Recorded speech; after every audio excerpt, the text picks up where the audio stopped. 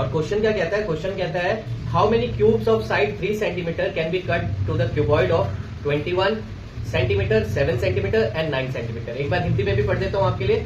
भुजा 21 centimetre, 7 centimetre और 9 centimetre वाले घनाभ से 3 सेंटीमीटर भुजा वाले कितने घन को काटा जा सकता है। तो सबसे पहले देखो बच्चे, ये तो आपका चैप्टर 13 का क्वेश्चन है। चैप्टर 13 कह लो या कुछ भी कह लो, एरिया सरफेस, पुरानी बुक में 13 था, एरिया एंड सरफेस वॉल्यूम। ठीक है, एरिया एंड वॉल्यूम लिख लेते हैं। अब आप देखो कि आपके पास एक क्यूबॉइड दिया है, ठीक है, ये मेरा क्यूबॉइड है और इसमें से छोटे छोटे क्यूब काटे जा रहे हैं। तो क्यूब भी मैं बता देता हूं। ठीक है, आपका क्यूब कितना है, क्यूब है आपका 3 सेंटीमीटर का। ठीक है, और ये क्वेश्चन आपका प्री बोर्ड में आया था, जिसकी वेटेज थी, प्री बोर्ड के पेपर में आया था बेसिक के मैथ्स में। ठीक है, तो इसका वेटेज मैं बता देता हूं। इसका वेटेज था सेक्शन बी 21 से लेकर 25 तक जितने क्वेश्चन है 2 मार्क्स के हैं। तो 2 मार्क्स के क्वेश्चन पे ज्यादा टाइम नहीं लगाना है। क्या करना है आपको, अगर इस बॉक्स को इसमें से निकालना है और इसके बॉक्स बनाने हैं तो सबसे पहले इसका वॉल्यूम निकालना पड़ेगा। अब इसका लेंथ दे रखा है 21 सेंटीमीटर, बी दे रखा है आपको 7 और एच दे रखा है 9।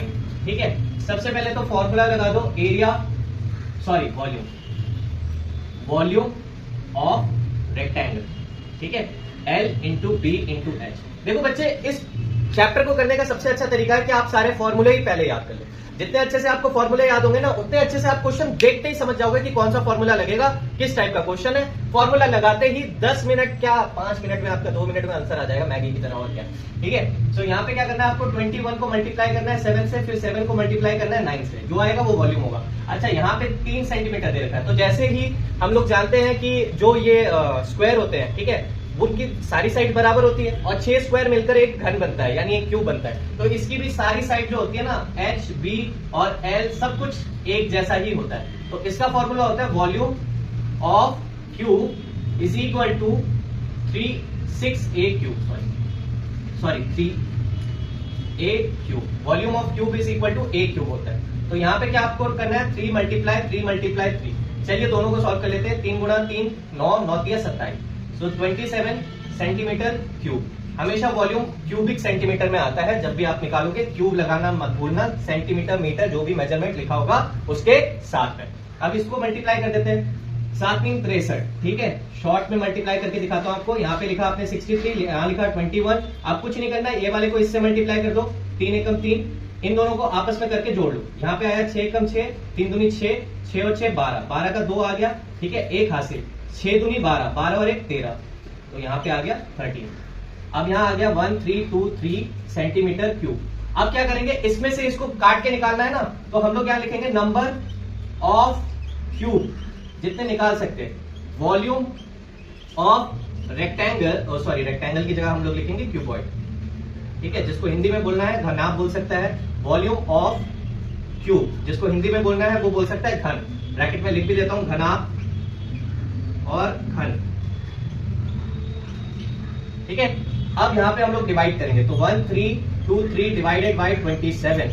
अब देखो ये किससे कट रहा है, एक और ट्रिक बताता हूं आपको। अगर कोई नंबर पता करना है कि 3 से जाता है नहीं जाता है, उन नंबर को जोड़ कर देखो, 3 और 1 4, 4 और 2 6, 6 और 3 9, तो ये 3 से जाएगा, ये भी 3 से जाएगा। चलो 3 से दे देते हैं, 9 आया। यहाँ पे क्या आया, 3 चौक 12, फिर 3 चौक 12, फिर 3 एकम 3। ठीक है, अब यहाँ पे 9 है और ये 4 4 8 और 1 9 है, फिर 3 से जाएगा, तो 3 आया। ठीक है, फिर यहाँ पे इसको और ज्यादा डिवाइड देंगे, 3 एकम 3, फिर 3 चौक 12, 2 यहाँ पे आया, 3 सत्ते 21। अब देख लो 4 और 1 5, 5 और 7 12, दोबारा से 3 से जाएगा, 3 से दोबारा करोगे तो ये आ जाएगा। यहाँ पे क्या आएगा, यहाँ पे आएगा आपका 4, यानी कि 3 चौक 12। ठीक है, और बचे 2, तो 3 3 27, तो 49 आपके क्यूब इसमें से निकल सकते हैं, 49 बॉक्सेस। ठीक है, ये आपका आंसर है, 49 boxes can be made out of this. ठीक है, 2 मार्क्स का क्वेश्चन था, ज्यादा दिमाग लगाने की जरूरत नहीं है, छोटे में कर दिया, आंसर आ गया। आई होप कि आपको ये वीडियो पसंद आई हो, और ऐसे ही क्रैश कोर्स हम लोग कराने जा रहे हैं अपने एक्सेल एकेडमी में। आप लिंक नीचे में क्लिक कीजिएगा या फिर नंबर होगा उस पर क्लिक कीजिएगा और आप ज्वाइन कर सकते हैं क्रैश कोर्स। अभी तक अगर कुछ भी नहीं पढ़ा है तो आप फटाफट क्रैश कोर्स ज्वाइन कीजिए। 1 महीने यानी जनवरी में हम लोग सारा सिलेबस कंप्लीट कर लेंगे मैथ्स का। Thank you.